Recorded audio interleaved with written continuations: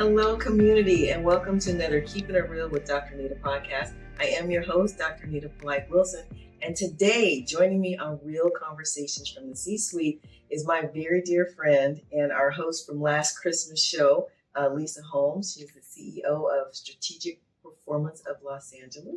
She's a CHRO and she's a lifestyle expert.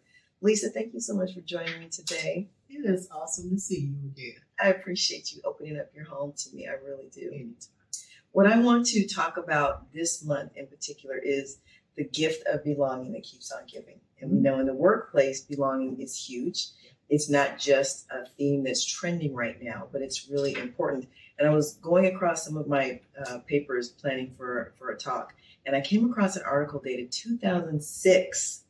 2006, where a young man said he found comfortable in his workplace because he felt as though he belonged.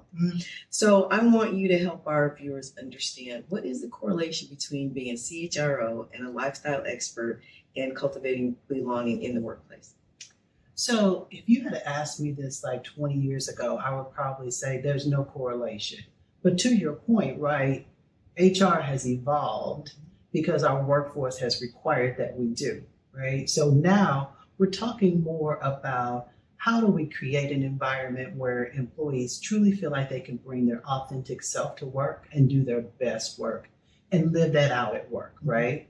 And so it's no longer that we focus on employees and label them as assets.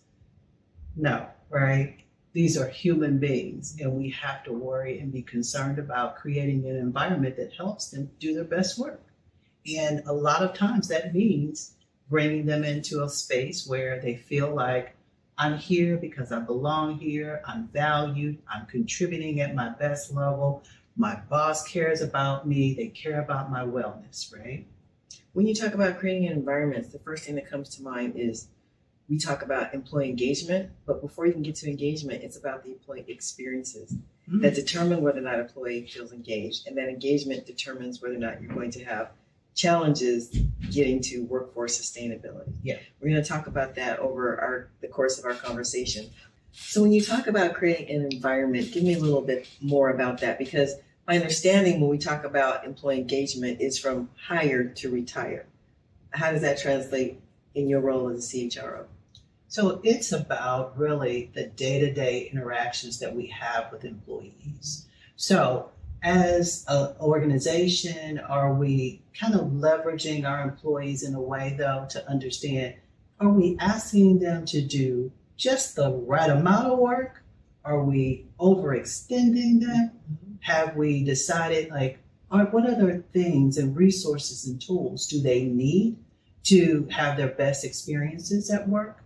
Maybe it's employee resource groups. How do we get them connected to people that they feel that connection with, either through ethnic background or, leisure activities, whatever that is, right? They need to feel like my wellness and who I am as a whole person is important at work.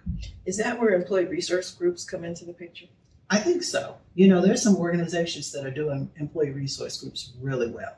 I mean, it really, if you've got outside activity. Maybe you love sports, right? Maybe you love sports. And there's an employee resource group where they get together and they watch all the games, right, together. And so it builds all of that kind of teamwork and just feeling comfortable with the people that I work with. And now they know me personally, right? Wait a minute. You just said an employee resource group can be around a sporting event. Sure, but typically people always want to make sure that there's the Black employee resource group and the women's resource group and the Asian American resource group. That's important too. It is. And then some people think, well, if it's the Black employee resource group, how is that cultivating belonging when it's just for Black employees? But that's not the way it works. No, not at all. Tell not us. at all.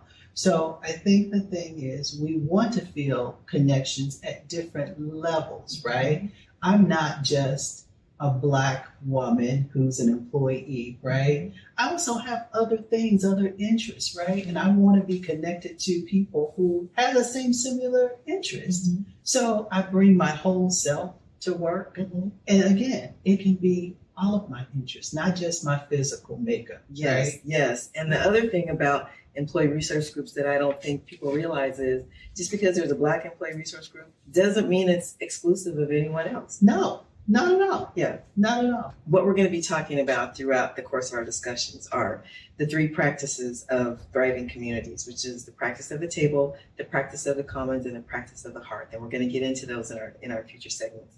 Community, I hope you stay around, and I do hope that you'll continue to join me for my conversation, my real conversation from the C-suite with Lisa Holmes. Remember, go online, subscribe, like, share, and if there's anything in these conversations that help you reframe diversity conversations from difficult to different, please share them with your community. Until next time, this is Dr. Anita reminding you to stay blessed and keep it real.